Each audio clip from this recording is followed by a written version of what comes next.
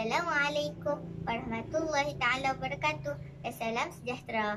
Nama saya Amna binti Yusti Hidayat, berumur 12 tahun dari Sekolah Kebangsaan Bandar Baru Pedah, Bukit Mertajam, Pulau Pinang. Pada hari ini, saya akan menceritakan ulasan sebuah novel sejarah yang bertajuk Panglima Saleh, Selempang Merah, karya Zaharah Nawawi yang diterbitkan oleh Dewan Bahasa dan Pustaka pada tahun 1988. Penulis juga merupakan penerima anugerah SEA Wright pada tahun 1996.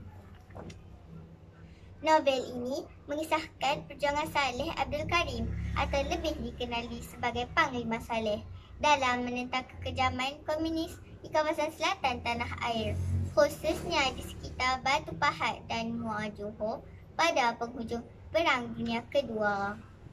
Nama Selempang Merah merujuk kepada lambang kegagahan dan kepahlawanan beliau. Berlatar belakangkan suasana getir semasa pendudukan Jepun dan kekacauan selepasnya. Novel ini menggambarkan bagaimana penduduk kampung, terutamanya orang Melayu, berjuang menentang kekejaman Malayan People Anti-Japanese Army atau MPAJA yang kemudiannya beralih menjadi pasukan komunis.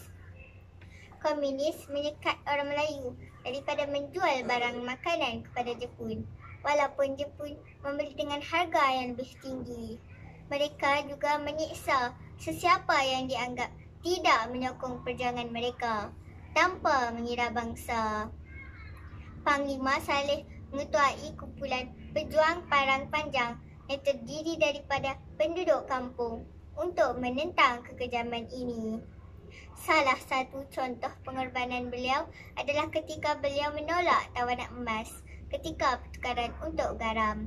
Sebaliknya, menghulurkan garam tersebut secara percuma kepada keluarga yang memerlukannya.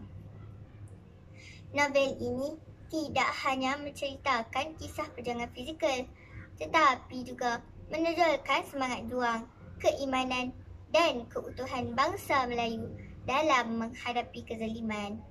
Zaharah Nawawi sebagai penulis turut berkongsi pengalaman peribadi beliau yang menyaksikan sendiri kekejaman semasa zaman tersebut, menjadikan novel ini lebih mendalam dan autentik.